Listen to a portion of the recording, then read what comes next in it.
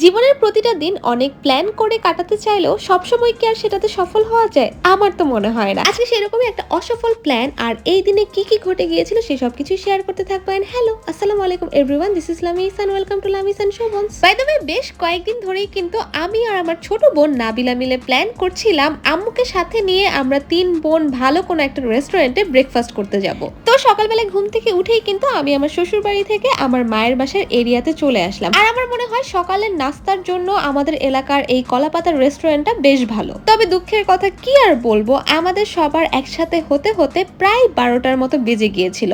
আর normally যে কোনো হোটেলে 12টা 1টা বাজলেই কিন্তু সকালের নাস্তার সব আইটেম শেষ হয়ে যায়। শেষমেশ কোনো কিছুই মন মতো না পেয়ে আমরা শুধুমাত্র পরোটা আর চা অর্ডার করেছিলাম, আর এখানে এক বাটি নেহারিও অর্ডার করেছিলাম, যেটা একদমই ঠান্ডা ছিল। তবে খাবার একদমই মন মতো না হলেও বেশ অনেকদিন পর আমরা মা মেয়েরা মিলে কিন্তু সকালবেলায় খুব সুন্দর একটা কোয়ালিটি টাইম স্পেন্ড করলাম। আর আমাদের কাছে কিন্তু এটাই অনেক বেশি স্পেশাল ছিল। আর এই স্পেশাল দিনের জন্য আমি কিন্তু হট পিঙ্ক কালারের খুব সুন্দর একটা 3 পিস পরে নিয়েছিলাম, যেটা কিনা আমার পেজ এলএনএস অ্যাটায়ার থেকেই নেওয়া। ক্যাপশনে আমি পেজের লিংকটা মেনশন করে দিব। যেসব আপুদের আমার পেজের ড্রেস পছন্দ হবে এক্ষুনি চটজলদি করে ইনবক্সে অর্ডার কনফার্ম করে ফেলো। এদিকে সকালবেলা যেহেতু নাস্তাটা ভালো মতো হয়নি, তাই বাসায় এসে আমি একটা ডিম ভাজলাম। আর মাশাআল্লাহ দেখো, ডিমটার মধ্যে দুইটা কুসুম ছিল। আর দেখতে দেখতে যেহেতু দুপুর হয়ে গিয়েছিল, আম্মু তো দুপুরে রান্না বান্নার সমস্ত প্রিপারেশন শুরু করে দিয়েছিল। তো এক চুলায় মাছ ভাজি হচ্ছিল। আর আমাদের বাসায় লাঞ্চের সময় একটা শাকসবজির আইটেম আর একটা ভর্তা অবশ্যই থাকবে।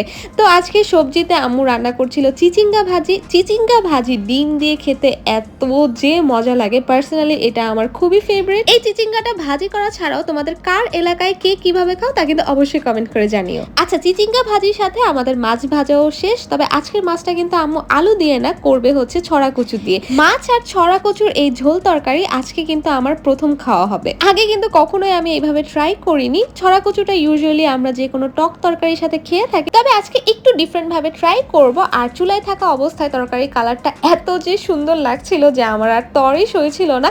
তাই সাথেই কিন্তু গরম ভাতের সাথে খাবার নিয়ে বসে পড়লাম। আর এখানে আমার ছোট খালামণি মানে সীমান্তি মাসকলাইয়ের ডাল দিয়েছিল। ট্রাস্ট মি, প্রত্যেকটা আইটেম এত যে মজা হয়েছিল। আর ইদানিং তো আমার স্বভাব খুবই বাজে হয়ে গিয়েছে। দুপুরের লাঞ্চের পরই না আমার হচ্ছে ডেজার্ট টাইপ কোনো কিছু খেতে মন চায়, মানে মিষ্টি যে কোনো খাবার হলেই হবে।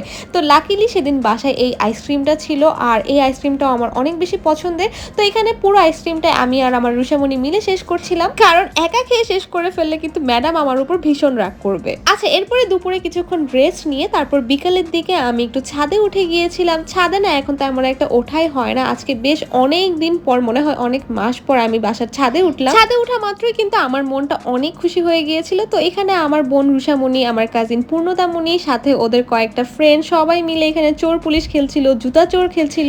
আর এই যে কিউট মোরগটা দেখতে পাচ্ছ, এটা কিন্তু আমার ছোট আন্টির পালা মোরগ। আর আমার মনে হয় ঢাকা শহরে এই ছাদই হচ্ছে একমাত্র জায়গা যেখানে আমরা বুক ভরে কিছুটা নিঃশ্বাস নিতে পারি। না হলে তো ঘরে থাকতে থাকতে আমরা মানুষেরা প্রায় রোবটের মতোই হয়ে যাচ্ছি। তো বেশ অনেক টাইম ছাদে কাটানোর পর সন্ধ্যার দিকে বাসায় চলে আসলাম। আর বাসায় এসেই কিন্তু আম্মুর কাছ থেকে একটা সারপ্রাইজ পেলাম। আমি না র্যান্ডমলি আম্মুর সাথে শেয়ার করছিলাম যে আমার একটা ফ্লাক্সের দরকার, আর আমার বাসার আয়রনটাও বেশ কিছুদিন আগে নষ্ট হয়ে গিয়েছে। তো এই দুইটা জিনিস কিনতে আমার বের হতে হবে। তো আমি যখন ছাদে ছিলাম, আমার মা কিন্তু বের হয়ে এর ফাঁকে এই জিনিসগুলো কিনে বাসায় নিয়ে চলে এসেছে। আমার মনে হয় কি একমাত্র মায়েদের কাছে একরকম ম্যাজিক্যাল পাওয়ার থাকে, আর এই পাওয়ারের কারণেই কিন্তু আমরা মুখ ফুটে কোনো কিছু চাই কিংবা না চাই, আমাদের মায়েরা কিন্তু ঠিক সেটা বুঝে যায়। আচ্ছা, তোমাদের সাথে কথা বলতে বলতে আমি সন্ধ্যায় খাওয়ার জন্য কিছু স্ন্যাক্স গরম করে ফেললাম। আর এখানে আমি রুষামণিকে যেই জিনিসটা শেখাচ্ছিলাম সেটা হচ্ছে শেয়ারিং। ছোটবেলা থেকে বাচ্চাদেরকে যদি এই শেয়ারিং ব্যাপারটা না শেখানো হয়, তাহলে কিন্তু তারা বড় হলে অনেক বেশি সেলফ সেন্টার্ড হয়ে যায়। আর এটা না আমি আমার আশেপাশে অনেক বেশি নোটিস করেছি। এই জন্য আমি ট্রাই করি যে আমার ফ্যামিলিতে যেসব ছোট বাচ্চারা আছে তারা যাতে এই অভ্যাসটা না পায়। আর তোমরা অনেক আপুরা আমাকে কোয়েশ্চেন করেছো, আপু তুমি ব্লগ দিতে এত দেরি করছো কেন? আসলে আমি কিছুটা অসুস্থ থাকায় নতুন করে কোনো ভিডিও রেকর্ড করা হচ্ছে না। আর এই ভিডিওটাও কিন্তু অনেকদিন আগের রেকর্ড করা। বাই দ্য ওয়ে, এবার তোমাদের সাথে আমি আরেকটা ভীষণ মজার খাবার শেয়ার করব। এটা তো আমাদের বাসায় সবাই অনেক বেশি পছন্দ করে।